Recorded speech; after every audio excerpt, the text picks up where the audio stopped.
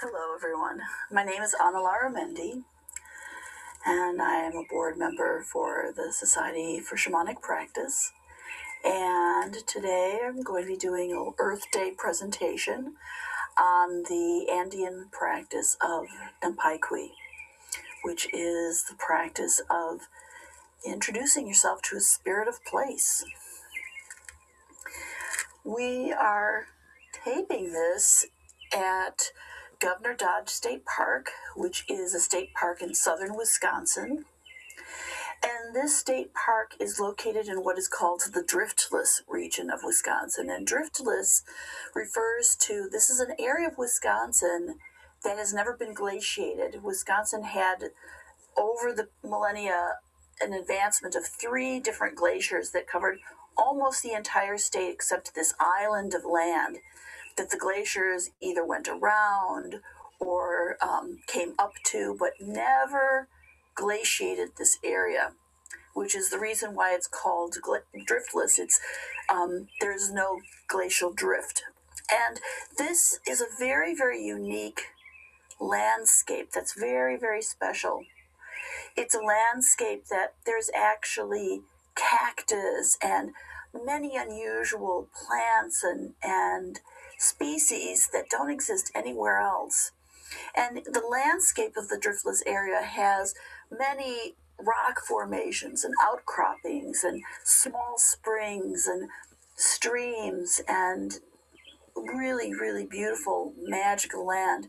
There's also a lot of pictographs and petroglyphs from the native people that once inhabited this region, which are descendants of the Ho-Chunk.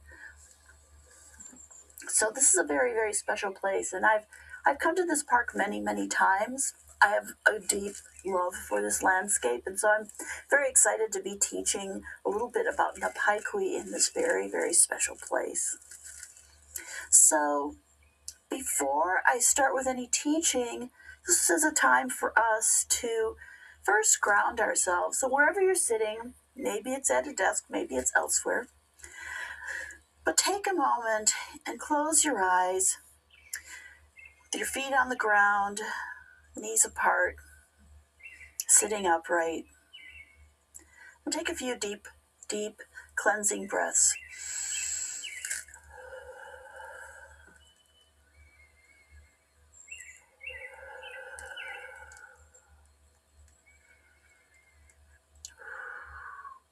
And using your imagination or visualization, imagine that you're running a cord of light through your body, down through your chakras, and down like a taproot going deep, deep, deep into Mother Earth.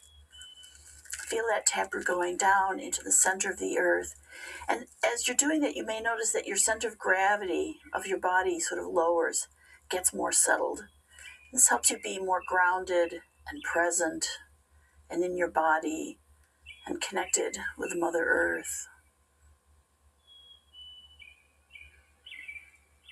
Just enjoying the beautiful bird calls of spring, hearing the breeze,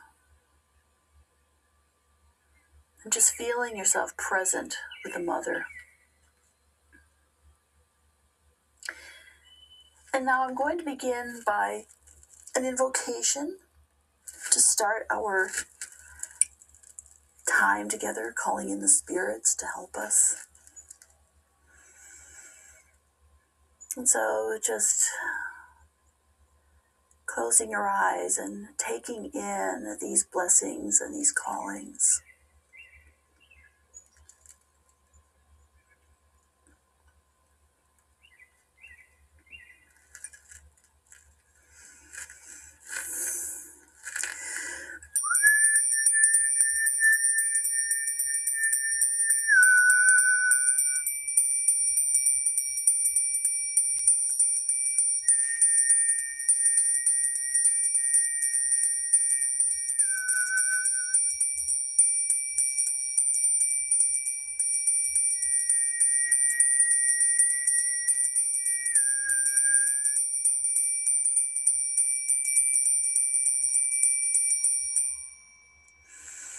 To the spirits of the East, the place where the sun rises and the moon rises and each new day begins, the place of the ancestor dreamers and visionaries.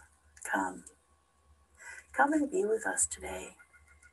Come and inspire us, bringing us new dreams, new visions, new ways of thinking or perceiving, new ways of understanding. Support us in this time of teaching today and guide us in this work.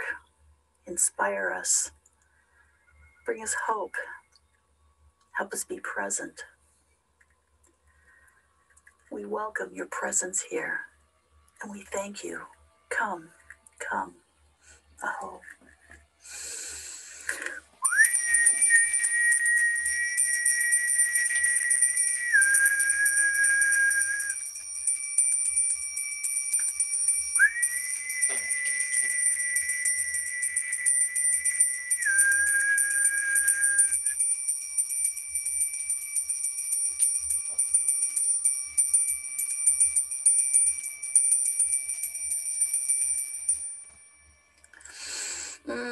To the ancestors of the South, the ancestor healers, you and all the healing ways, past, present, and future, come, come and be with us. Bring us healing, healing of our relationship with the Mother Earth, healing so that we know in our bones a deep, deep connection with all living things, a connection that's been lost by humankind in so many ways, but is part of our old ways, our old birthrights, our connection to the Mother Earth. Help us learn and understand ways of deepening that connection, of strengthening it, and in doing so, healing ourselves and our relationship with the Earth. I welcome the spirits of the South to be with us in this time of teaching. Thank you so much for your presence and your love and showing the way. We are open and listening and we welcome you. Come, come. Aho.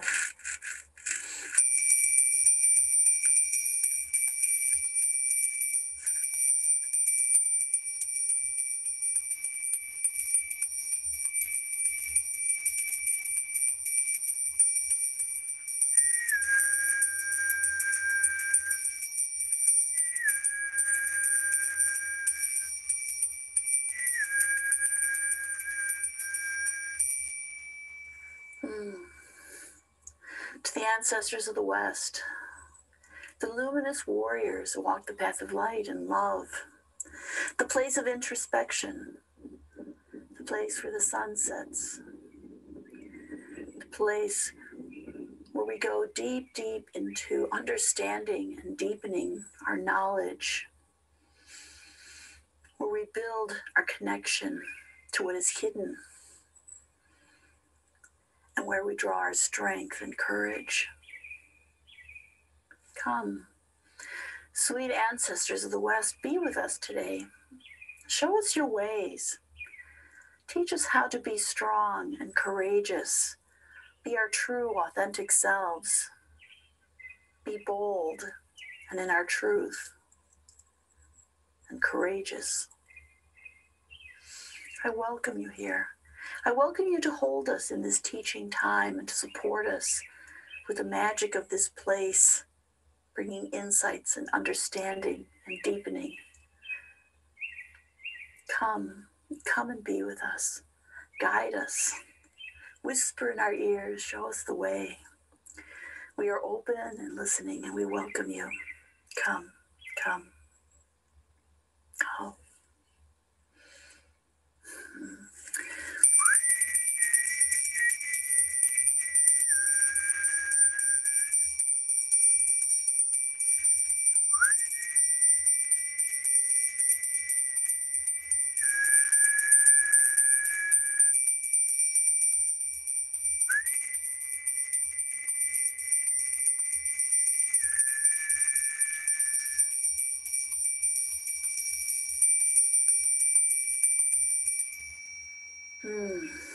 To the ancestors of the North, the keepers of wisdom and knowledge, you who know all the stories, past, present, and future, I welcome you here.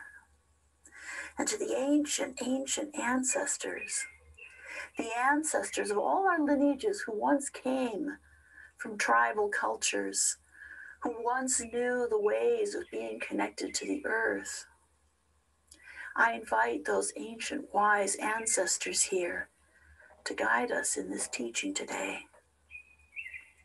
Help us remember the old ways.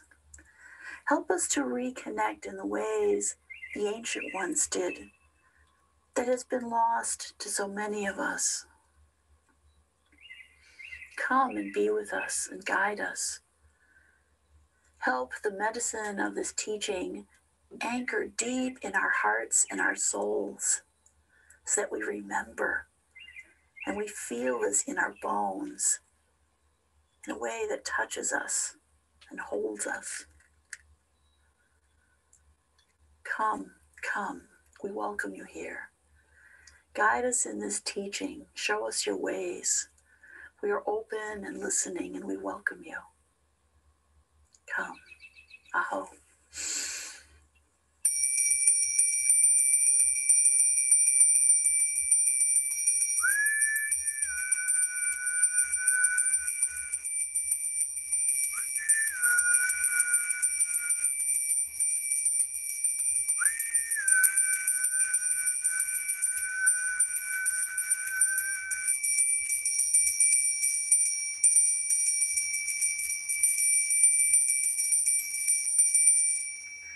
Pachamama, Mother Earth, sweet, sweet Mother, you who feeds, clothes, and houses us, you who is our flesh, blood, and bones, Mother to all my relations, the plant people, the stone people, the furred, fin, and feathered ones, the swimmers, the crawlers, the two-leggeds, the four-leggeds, all my relations, all your children. Mother, come and hold us here. Here in your magnificence and beauty, we ask that you show us the way, that you can help us connect to you deeply, profoundly. Our birthrights, we and our animal bodies, a part of you like everything else that is connected to you. Sweet Mother, hold us in this sacred time of teaching today and guide us in what is shared and shown with your magic and love. I give gratitude to you, sweet Mother. Welcome, welcome. Oh.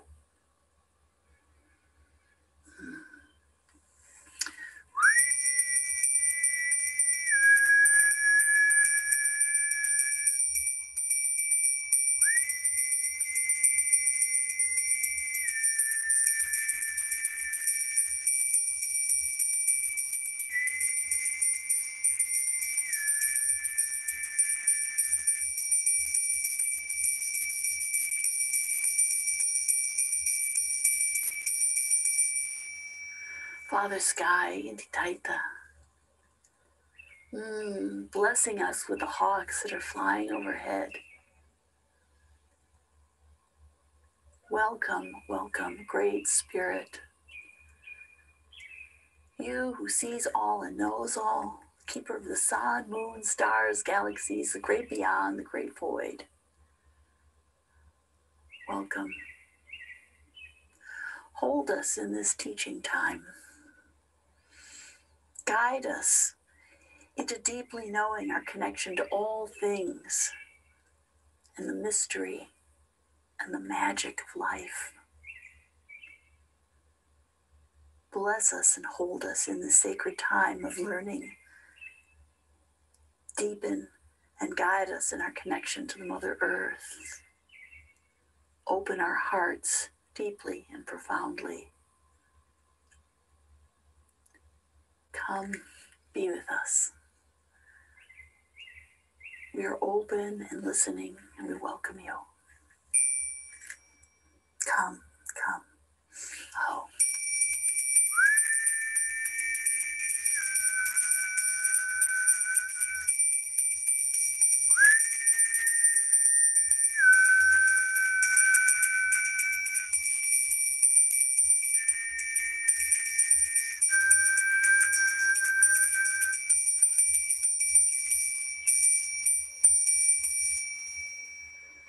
and to the spirits of this place, this magnificent place where we are today, the spirits of this gatekeeper stone being, the spirits of the grass, the spirits of the trees and the cliffs, the spirits of all the spring ephemerals coming up from the ground. Receive us. We are here, wanting to meet you and know you. We are a stranger in your home. We ask that you open your hearts to us and teach us and show us your ways, because we do not know you well. We are strangers to this magical place that is you. Be with us. Whisper to us. Show us your magic. Help us understand you and know you in a deep, respectful way. Teach us how to be in relationship with all these beings here, all these magnificent middle world beings filled with life force, Kausai magic. It is such an honor to be here with you. Support us in the teachings today. Teach us. We are eager. We are eager to reconnect with the old ways of how to be with you that have been so lost and forgotten. Receive me. Receive my dear friend Querida, who is here, and receive all those who are present here, watching us, watching this. Help us be with this medicine in a good way.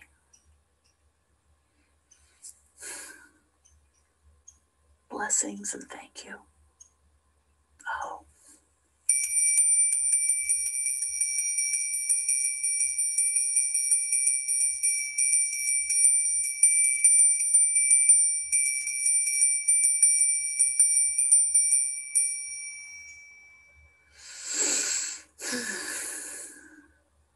Thank you.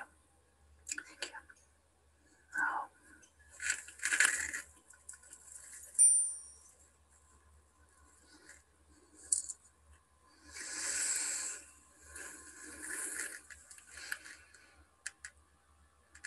So,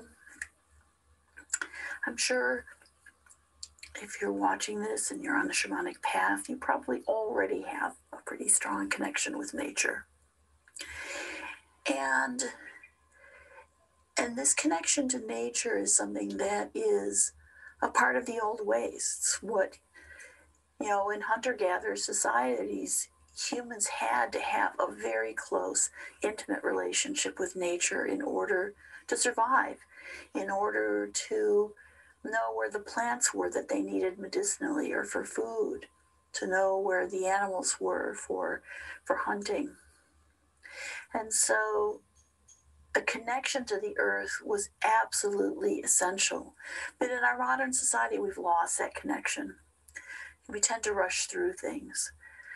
We tend to, if we go to the woods, we go on a power hike and we hurriedly trudge through the trails without paying much attention to what's around us. And if we really want to be in connection with the earth, it's really important to slow down, because the earth's pace is much slower than ours. The earth's pace is a slow, steady pulse. And if we want to rewild ourselves and reconnect ourselves with the earth, we want to slow ourselves down so that we are matching her pulse. And native people understood the concept of, the Peruvians called it Aini, which is reciprocity. Native Americans use the term giveaway, that you always give back to the earth. You don't just take something without thinking about it, that you ask permission, you give something back. And in the Peruvian culture, the term Aini is reciprocity, but the process of introducing yourself to a spirit of place is very, very integral to those people. And when I'm talking about the Peruvian people, I should pause a moment and explain. The practice I'm teaching, Napayquy, comes from the Andes. Peru has 3 different distinct shamanic regions, so to speak. So a lot of people who think of Peru think of the jungle, which is where the plant medicine ayahuasca is. But is also the coastal region, which is the shamanic practices that are more indigenous to the Pacific coastal region of Peru, and that is often referred to as the San Pedro practices. And then in the mountains, the spine of the Andes that runs through the length of Peru, you have the Andean tradition, which is a tradition that has a medicine bundle, a mesa, like this here.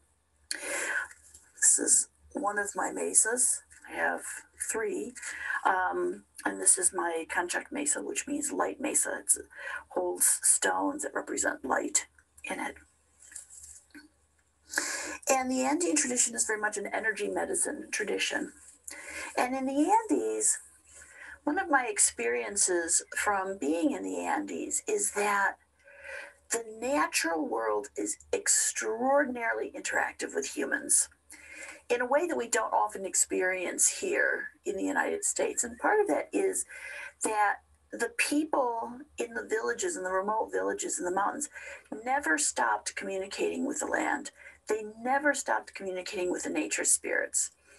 If they were herding some llamas up into the mountains, they always had a little bag of kintus with them, of coca leaves, and they would pause on the trail up through the mountains and take a moment and greet the mountains and leave a kintu and give thanks for good weather and an easy passage.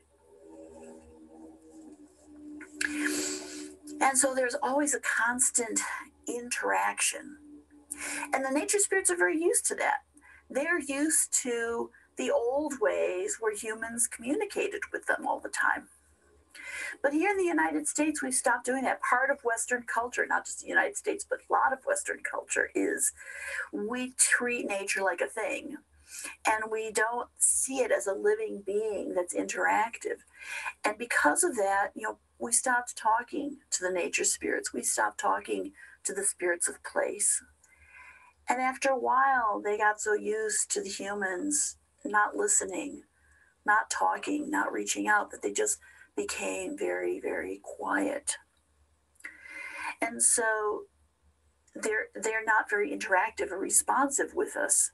But in the mountains, I see interactions that are almost instantaneous, calling in the directions, and all of a sudden, huge clouds come in and wind starts swirling and all of this nature activity starts happening. And that's part of the nature spirits being used to humans interacting with them and calling to them. And they come.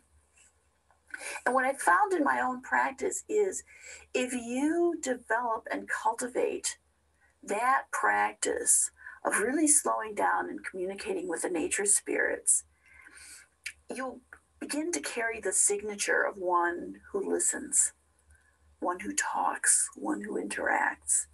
And you'll start finding that more and more magic happens around you.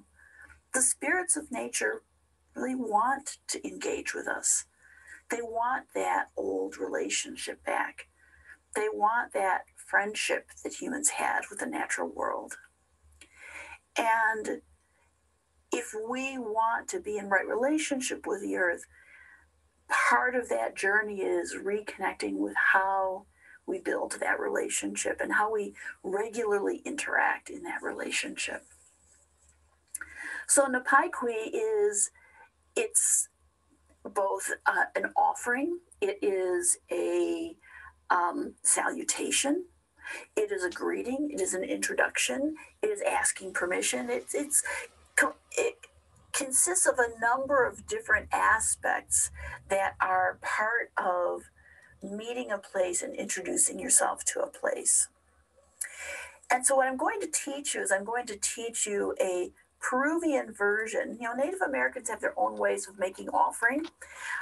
I'm going to do an example using bay leaves, which are very close.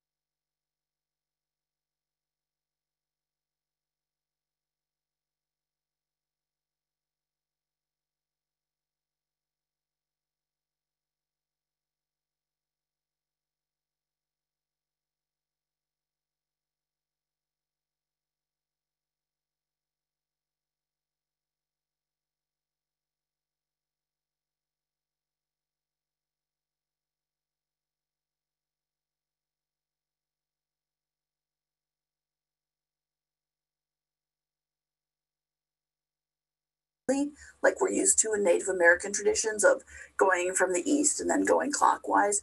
They actually tend to call the directions vertically. And part of that, if you think about being high in the Andes Mountains, and these are mountains that are between 16 and 20,000 feet. If you're in a village in the bowl of a mountain, you actually do not see the sunrise or the sunset because the mountains obscure it. So they tend to focus on the zenith, the place where the sun is the highest, and they call down. So that calling of the directions is starting with the sky, calling down, and then ending with the earth. So in the Peruvian cosmology, there's three worlds. There is the lower world, as we've referred to it in core shamanism, and the lower world in Quechua is called Ucupacha. Then we have the middle world, and the middle world is where we are here. It's the what's present and existent and around us. And the middle world, the term in Quechua is Kaipacha, is the middle world. And then if we go up, the upper world in Quechua is called Hanakpacha. And so you have Ucupacha lower world, Kaipacha middle world, and Hanakpacha upper world. The Peruvian energy centers are also three. So we often think of our energy centers as the chakras, which are 7 chakras, and that actually is an evolution from Hindu traditions of those 7 chakras. But actually, in the Andes, they focus on 3 energy centers. And what I actually find just very interesting is that I also have studied Tibetan shamanism and some Celtic shamanism, and those older practices also focus on 3 energy centers. And the 3 energy centers are the belly, the heart, and the head. And what a lot of people don't know is that the people from Tibet are actually genetically related to the people from the Andes. So historically, there was some migration from the Himalayas across the Bering Strait down from North America to South America and ending in the Andes. And of course, the Himalayas are the tallest mountain region of the world, and the Andes are the second tallest mountain region of the world. And so I found it very interesting when I realized that the Peruvian tradition of 3 energy centers matched the Tibetan tradition, which I believe could indicate that the practice of recognizing those 3 energy centers existed in the cosmology prior to that migration and was replicated in the Andes, but then in the Himalayas, then the infusion of Hinduism and Bon shamanism started evolving into adding additional chakras. So for our practice today, we're just going to work with the 3 energy centers because it's it's the tradition in Peru, in the Andes, and it also simplifies the practice. So, 3 energy centers, I'll give you the names of them. The belly center, and the belly center is really kind of located between your third chakra and your second chakra. The belly center is called Yankai. And the Yankai, this belly center, is associated with action, right action, how we act on things, how we move things into motion, the active principle.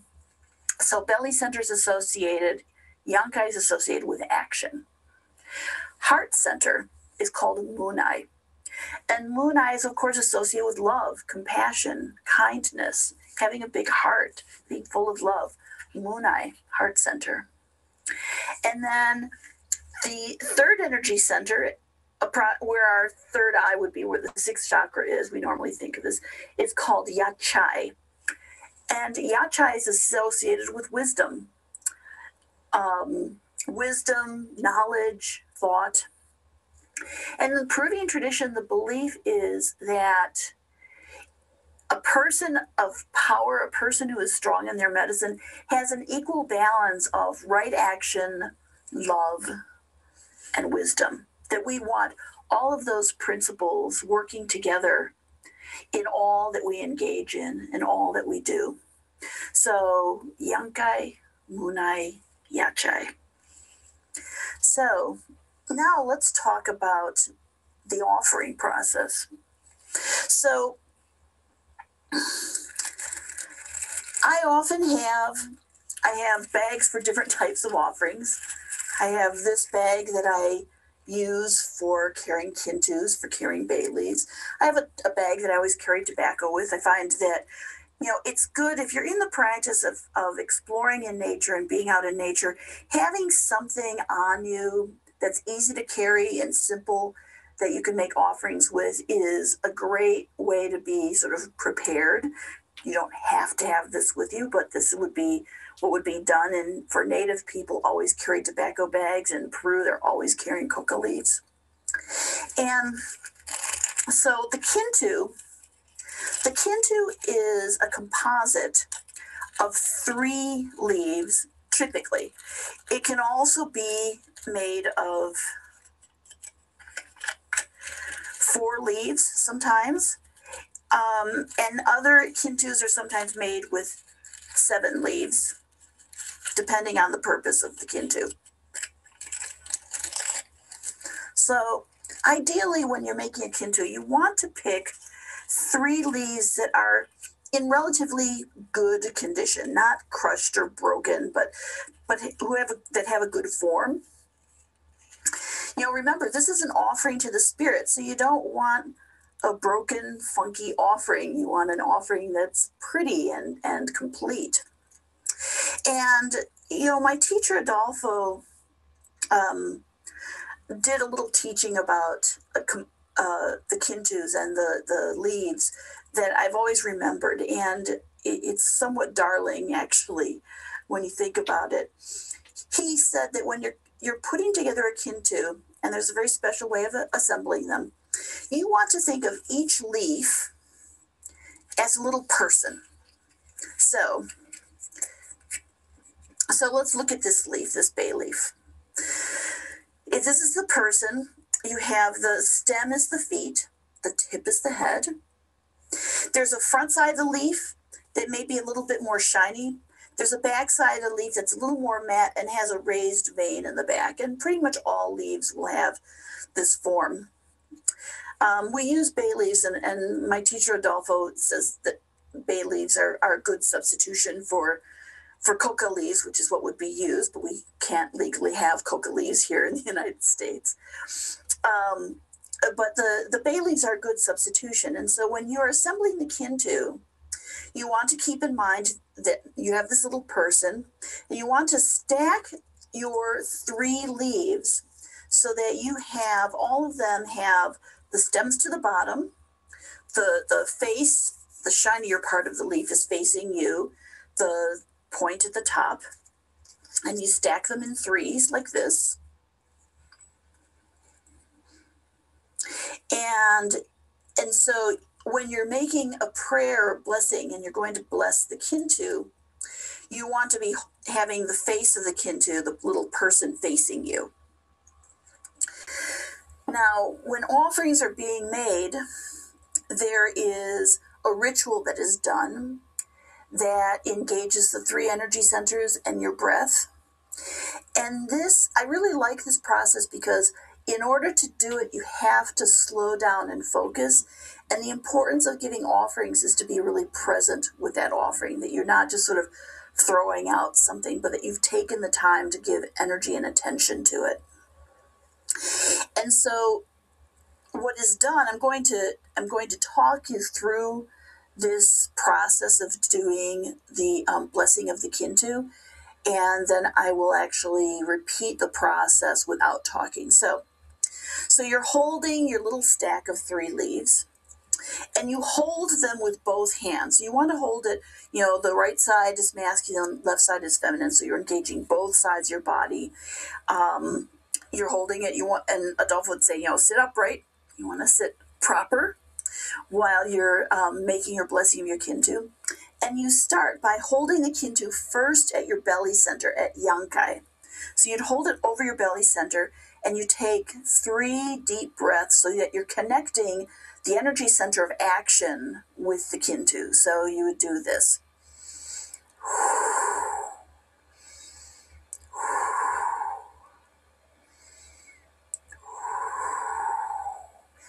And this is connecting that Kintu with right action. And now you move that Kintu up over your heart, and you repeat the process with 3 breaths.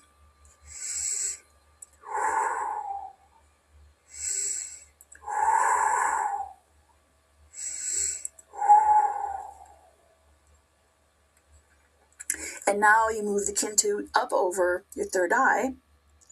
So this is Munai, Yachai. 3 breaths again.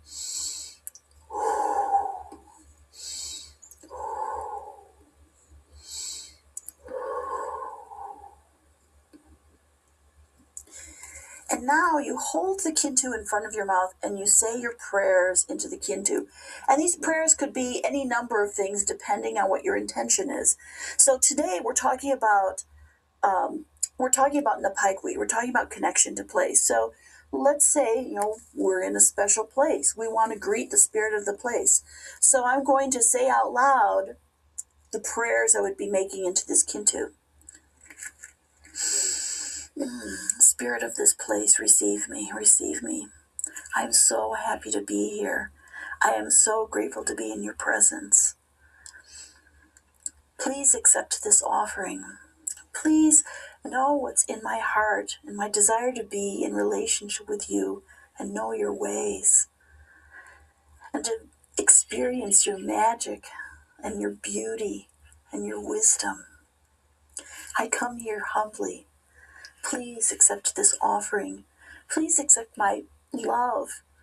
Please accept my right action, my wisdom, my heart, and support me. Be with me.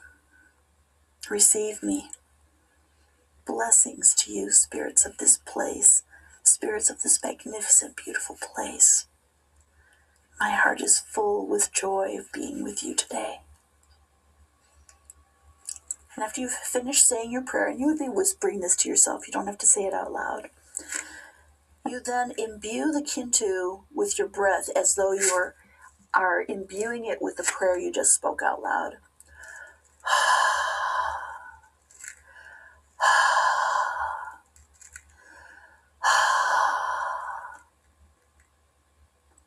So now this Kintu is holding that energy of the prayer you just spoke. And now you touch it to your heart. One last time, touching it to your heart. And now you'll see when Peruvian mountain people are making despaches, you'll see them do this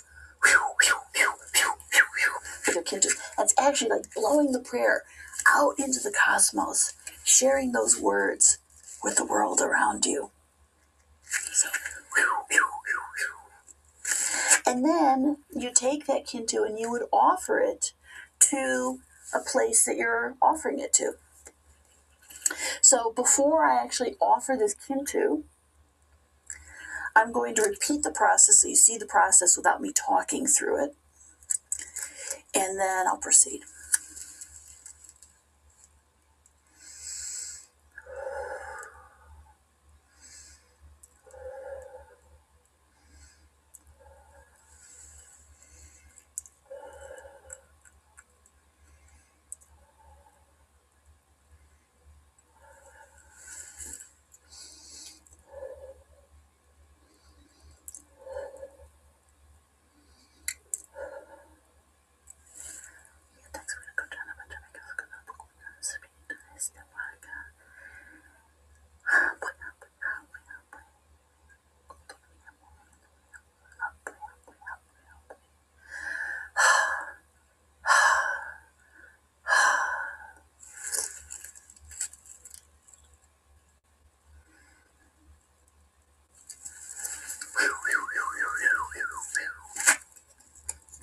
And now,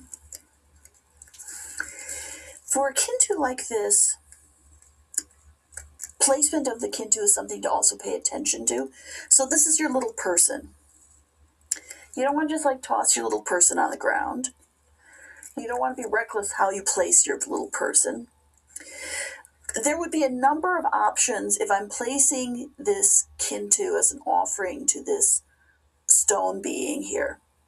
So I could place the kintu on the ground with the feet of the little person pointing to the ground, the head being out. So it's sort of like if the stone being was in front of me, it's like laying in front of the stone being. It's like having a little person like laying and looking at this beautiful, beautiful boulder behind me.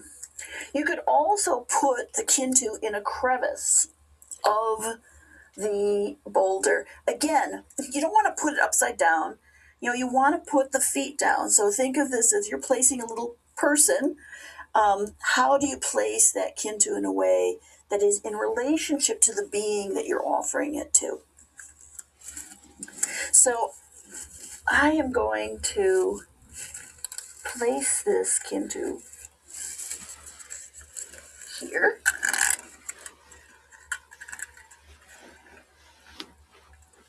As this little offering to the sacred spot. And, and this offering, if you're with Peruvian people, you could be offering this to a spring. You could be offering this at the side of a river. If you are offering this to a river, for example, and you're sitting on the bank of a river, you would probably want to stick those little feet in the ground and have that face of that kintu looking at the river. You don't want to put the back to the river. You want the little face to the river. So, all of this is about really being mindful. You are introducing yourself to a place, and here you are, you've just blown these beautiful prayers into this offering, and then you want to place those prayers in a mindful way that shows respect and honoring to the being that you're introducing yourself to. An excellent time to offer a kintu is at the beginning of entering a trail, especially going into a magical place like this. So think of it like you're entering into a sacred realm. And before you enter into that realm, you really want to introduce yourself to the spirits of that place. So you'll be doing that with the 3 kintus. I'm just doing it fast here.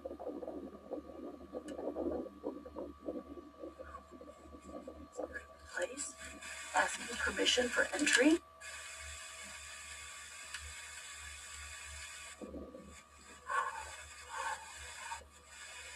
Touch to your heart.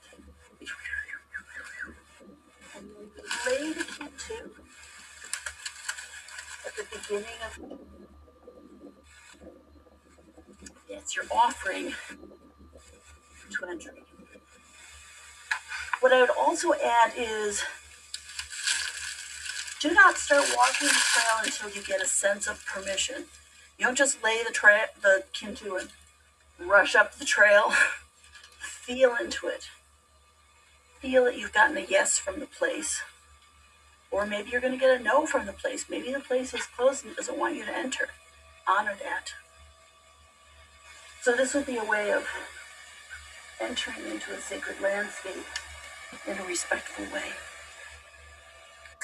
I've shown you what to do with kintus, but a lot of people aren't walking around with a bag of Baileys.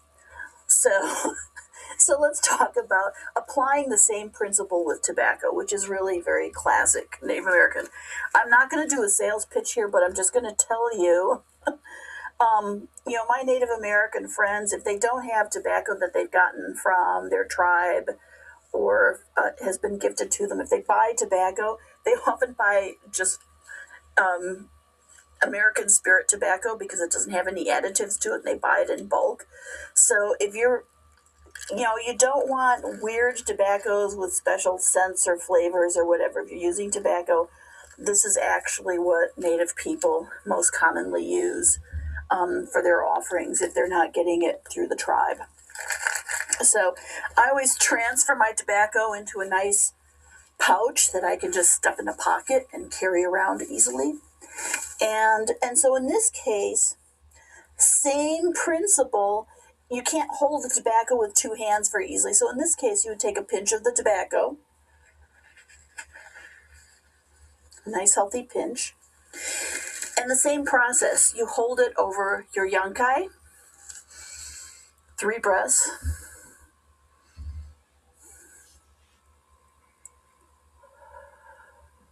Oh, Dolph always reminds me, Bokar open your mouth when you're breathing.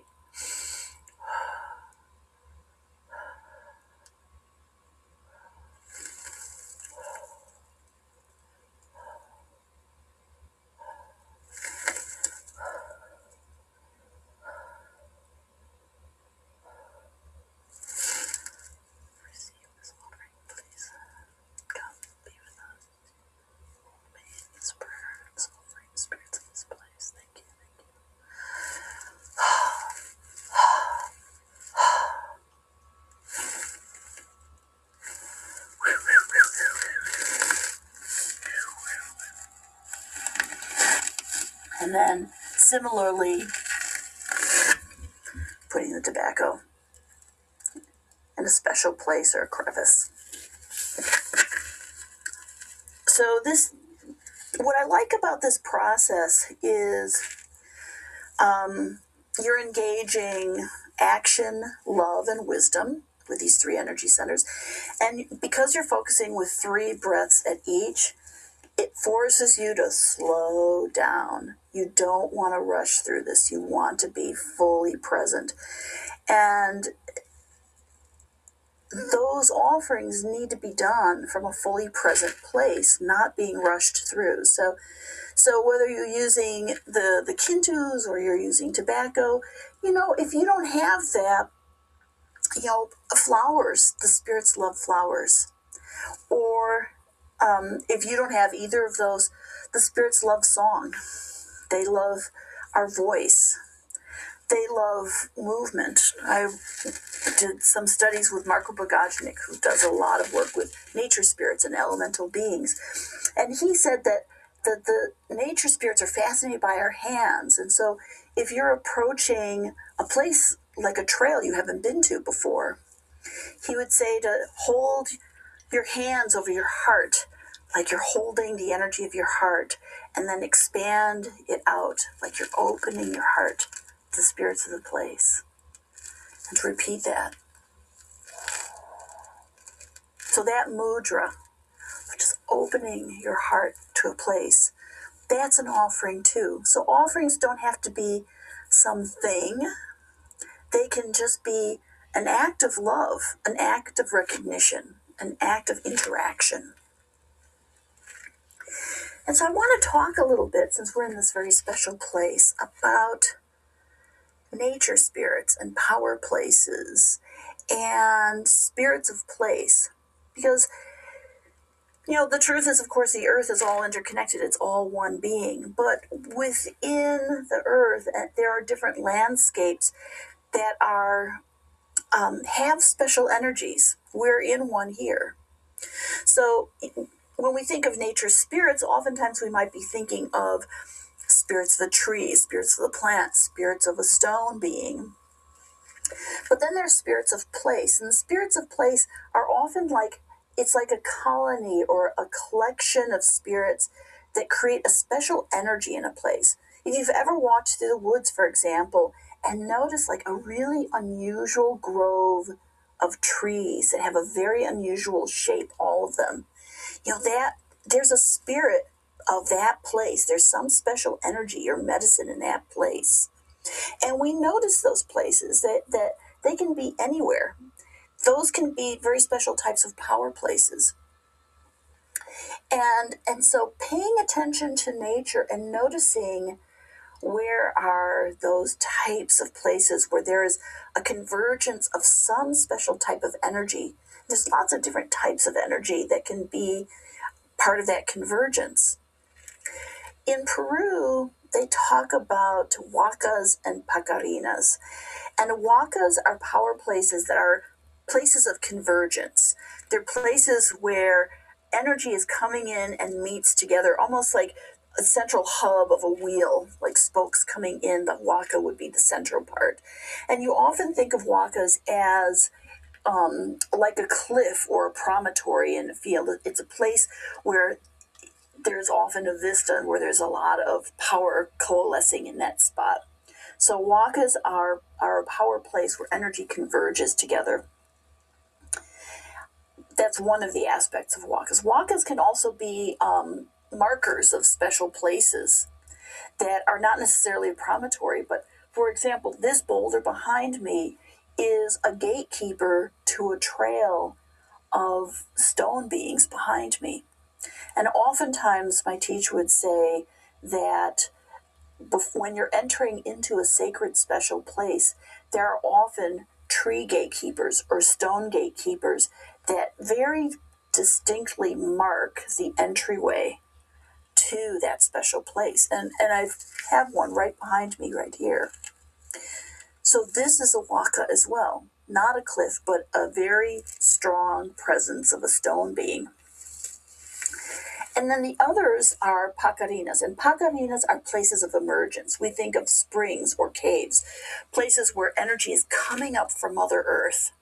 These are sacred places too. These are places where there's emergence energy. Water is sacred to humans, to all beings. And so places where water comes up were very, very honored, and offerings were always made to these places because water is life. And so I'm talking about these different kind of special places in the landscape. We're approaching a time, I'm teaching you this to send you out into nature to explore and to use these practices. And I want to talk just very briefly about finding sacred places for you.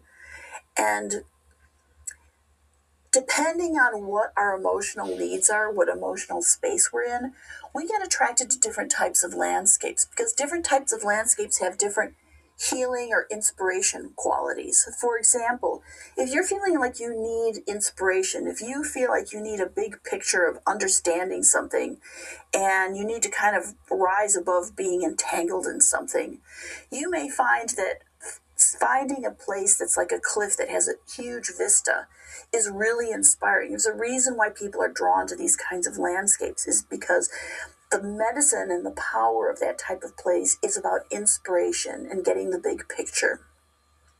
And so if you're going through something in your life that's something that you're needing, that type of landscape is going to be a really good place to go to source from, to work with the spirits and energy of that place. On the other hand, perhaps you're in a very raw and vulnerable place. And maybe the kind of landscape that you want is sort of a nook in the woods or a field of soft grass. And that landscape can provide a different kind of healing, a different kind of medicine. For myself, I have staked out a number of places that I go to depending on what my needs are. If I'm going through something personally, I often will think, what kind of place do I need to be in the landscape to soothe me or to help me or to bring me vision? And so I will go to a particular place because that place feeds my soul in a certain way. And I begin to regularly visit that place because it's so supportive of me. And part of the relationship of Napayquy is building relationship. The more you repeat going to the same place, the more you sit in stillness and connection with that place, the more the nature spirits are going to start to recognize you and respond to you and start bringing synchronicities and magic to you. I strongly encourage you to not rush through the woods or rush through trails, but to go off the beaten path, sit in a sit spot, meditate, feel yourself anchoring down deep into the earth, make an offering of tobacco or a kintu or a song, and just sit and be in that meditative state and open up your awareness and receive. This is about slowing yourself to the pulse of the natural world and matching the pulse of the earth. And if you go to that place repeatedly and you do that practice of matching your pulse to the pulse of the earth, to the pulse of that place, the nature spirits are going to start responding to you and interacting with you in ways that you may not have experienced before. You may notice subtleties that you never even noticed before, that you wouldn't if you were just power walking through a trail. So part of this building relationship, part of Napayquy, is connecting, slowing down, making an offering. Don't just come in there and expect nature to give you something. Make yourself available to have nature teach you, to learn the ways of that special place that you're in. To learn what is the medicine of this little grove of trees that I'm so attracted to, and sit with those trees and ask them, what can I learn from you? Show me your ways. Show me how you respond or how you can work with me and teach me. And this is how we build relationship. And I have lots of those places all over the place. It doesn't have to be one place. You can have multiple places for multiple moods and cultivate those relationships, and you will find that the natural world will start seeing you as one who remembers the old ways. The natural world will remember you as one who talks to the spirits of place and will start to embrace you and respond to you. So that's really what Napayquy is. It's about relationship. It's about interaction. It's about approaching in a respectful and meaningful way the spirits of a place. And so I hope that can give you some tools to go out in nature and explore and have some wonderful, wonderful, wonderful experiences yourself in the natural world. So before I wrap up,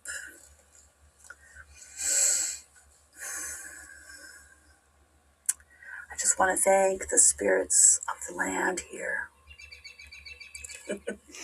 spirits of the birds, the sun, the stone beings, the trees, the plants, all the animals here.